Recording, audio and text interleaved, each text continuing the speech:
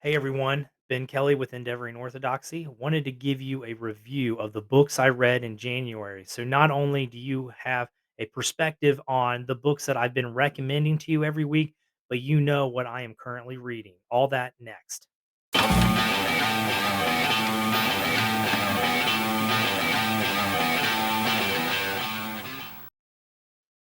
All right, so January was a good month of reading for me. I am out of school officially, and so I can pursue reading on a daily basis and really getting to read what I want to read. I've been reading some really deep theology over the last couple years, and that's not a bad thing. I love doing that, but I've also had books just piling up. In fact, if you could see the stacks on either side of me, I have stacks almost this high on either side of me of books that I am looking at or want to work through, and I've been slowly taking those stacks down. But I've been reading some books that are a little outside the theological realm, and I just want to give you a little taste of what I've been doing. Also, if you want to follow everything that I'm reading, I have what's called a Goodreads account. It's just an app and a web page where it's kind of like Facebook. People get on there and they can choose books that they want to read, choose books that they have read. You can give reviews, you can give a star rating, you can see what your friends are doing. You can follow me on the Goodreads app. My name is Ben Kelly or Benjamin Kelly on there. I can't remember, but my the picture is the logo for Endeavoring Orthodoxy. So you should be able to find me on there, and then you can keep track of everything I'm reading outside of just the weekly books that I'm recommending to you. So every month I want to try to give you what I am reading beyond just what you see me recommend. So the first book that I read this month was one of our books of the week, uh, The Unfolding Mystery by Edmund Clowney. Not going to review too much of that because obviously we already covered that in books of the week. And so obviously, if you haven't gone back and watched that video, you should. But this book, it's a great little book on biblical theology. How do we see Christ in the Old Testament, specifically through types of people and forms and symbols and stuff like that? So, great book. You should pick that up.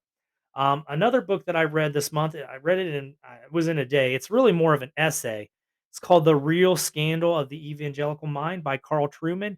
If you don't know who Carl Trueman is, you should. He at one time was an Orthodox Presbyterian pastor. I don't believe he is one any longer.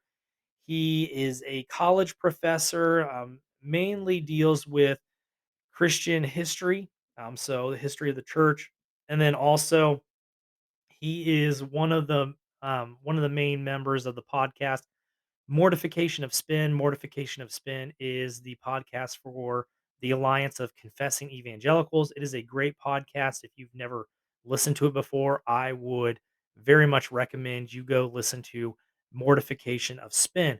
But in this book, The Real Scandal of the Evangelical Mind, Truman, and he wrote this, let me see, he wrote this, I believe it was about 10 years ago. I can't remember. Let me see the page. 2011. So 12 years ago, thereabout.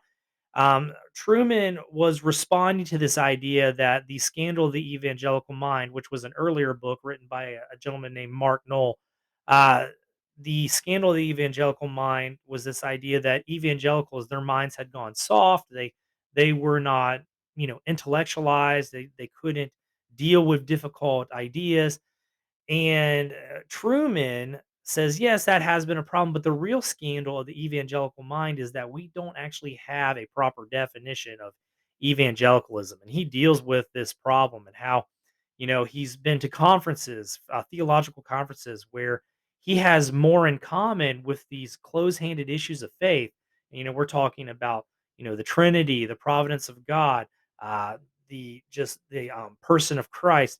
He has more in common with people like Roman Catholics or Eastern Orthodox and holding those fundamental foundational theologies than he would with, say, some evangelicals who are open theists. If you don't know what an open theist is, an open theist is someone who doesn't believe that God can know what's going to happen in the future, more or less. It's kind of a dead theology now. No one really holds to it, but it did rock the world, in the 10 years prior to Truman writing this book. So this is an easy book. It is only about 40 pages long, so it's really just a long essay. I believe it was first published in an academic journal. Uh, it would really benefit you to get a hold of this book and to read it because it gives you some ideas about what are we trying to hold on to when we talk about the word evangelical? What is this? What does evangelicalism mean? He's asking some of those questions. I would definitely recommend picking that up. Another book that I read this month, Losing Our Virtue by David Wells, Why the Church Must Recover Its Moral Vision. For those of you who don't know who David Wells is, I believe he taught at, let me see here, is the Distinguished Senior Research Professor at Gordon Conwell Theological Seminary. So yes, he taught at Gordon Conwell for number of years. I don't know if he's still teaching. He's in his 80s, maybe getting close to his 90s by now. He wrote this book back in the 1990s, and Wells also was instrumental in starting the the alliance of confessing evangelicals. Wells was worried about what was happening in evangelicalism over 20 years prior to writing this book that he helped form that alliance. But in this book, Losing Our Virtue, what Wells is primarily talking about is evangelical churches have really lost the ability to teach on moral difficulties. They don't do it well. They've lost this idea of helping and training young people how to live morally virtuous lives. And this has been something that has really impacted me because I've seen this. I grew up in evangelical churches in the 90s. I saw how all these young people were in the churches, and now once they left for college they made all these bizarre and unfaithful moral decisions, and then they really just walked away from the church. That hits home for me, and Wells saw this coming long before it actually happened, to where he's writing in the 1990s, and now have seen the fallout of this. And so he talks about how we really ought to recover our moral vision and how we teach morality within the church, and not just saving people with the gospel, but leading people through the process of sanctification. So this is something that's been on my heart a lot lately, and I've done some writing on it, hoping to get it published. I will share that with you if it does get published or not, but that's coming in the future. So, Losing Our Virtue by David Wells. The best thing you could do would be to pick up that book and read it. It's amazing. Another book, not written by a Christian, Amusing Ourselves to Death. The Let's see, Public Discourse in the Age of Show Business by Neil Postman. This book was written in the mid 80s, so mid 1980s. Postman is not a Christian. He is a cultural theorist, cultural critic, if you will. What Postman was doing was he was asking the question, um, in our culture, has television changed our idea of discourse? We've gone from being a culture that was primarily talked about ideas in books, through discourse, through debate, and now we are a culture, and it's amazing to see really how predictive he was, not just with TV, but to see where the computer and the internet would lead, and some of the scary things that he's really able to point out about ourselves before they even happened when he was writing. And so he's asking the question, does the medium of how we communicate to each other, of how we discourse with each other, does that actually change the content of the message? Does that change how we know what we know? And his argument is yes, and it's not a good thing. This book actually has some very interesting questions for the church, especially since we have so many churches that have gone to live streaming. I hadn't read this book since before COVID, and so I completely forgot about this. But he brings up some very interesting points about what happens to the church when the gospel is presented through a screen, so like me and you right here, what happens to that message when it's presented through a screen rather than the sacred, you know, place like a church building where that message had been delivered for hundreds, thousands of years before? Do we lose something? And I would agree. Yes, we do lose something if we go from preaching the gospel through TV screens versus having people sit in the church listening to a preacher who's a member of their community. So you may disagree with me. I would read the book because I think you'll find that you probably shouldn't disagree with me. There's a big problem in big Eva churches today, big churches today, where we are pushing this idea that the gospel message can just travel through these TV screens, and we really miss out on a lot of stuff, especially the sacraments, communion and baptism. We miss out on these things because we're trying to present the message through a TV screen, through a computer screen, and it changes the medium of the message, ultimately changes the message. So that's something to consider. Amusing Ourselves to Death by Neil Postman. Can't go wrong. It's a classic book. You ought to read it. Another book that I picked up, this actually was a recommendation in the David Wells book, Losing Our Virtue. It's the book Psychology as Religion, The Cult of Self Worship by Paul Vitz. Paul Vitz is actually a psychologist himself. He is a Roman Catholic psychologist. And so, just so that you know, I'm not above reading books written by Roman Catholics. In fact, when I was writing my um, not my dissertation, my thesis for my last capstone class in my degree, back in December and really throughout the fall, I read quite a bit of Roman Catholics just because the topic I was dealing with in theology. So I'll tell you more about that later. But Vitz is really seen as one of the leading Christian psychologist, and I feel very comfortable calling him a Christian in this book because he understands the gospel. He understands the gospel message and people's need for it, just by reading what he says in this book, because he presents the gospel message in this book. And so he's one of the leading Christian psychologists of the 20th century, later half of the 20th century. And in this book, he really talks about the dangers of psychology penetrating into religious thought. Now, he broadens religious thought beyond just Christianity into other religions like Judaism and Islam and whatnot. But, as a Christian, he's primarily concerned with Christianity. And so he talks about how psychology has really changed our religion in the 20th century to where we're not really worshiping God, but we're worshiping ourselves.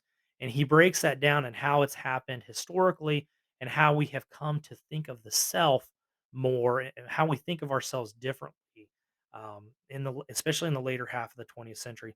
Very eye-opening, very concerning to read this because this may be one of the leading problems in the church, and people just simply are not aware of it because it's like we're trapped in a matrix and we don't even know we're trapped in the matrix. We are so ingrained into this world of psychology and this psychological self that we don't know how to get out of it. So that's I would recommend reading that book. Not the easiest book to read by any means, but if you are interested in topics like this, how has psychology and therapy replaced religion and our practices of like prayer and confession? How that has happened.